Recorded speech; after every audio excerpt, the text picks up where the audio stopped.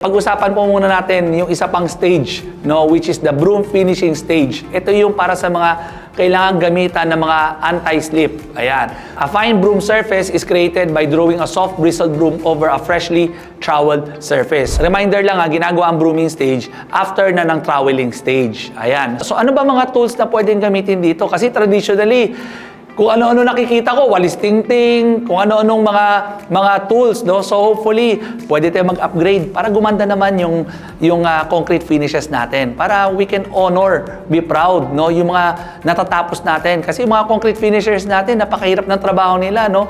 And sana, kung gagandahan lang natin yung trabaho natin, husayan na rin natin. Tama? So, isang tool na pwedeng gamitin ay yung concrete broom. So basically, this is a tool attached to a handle.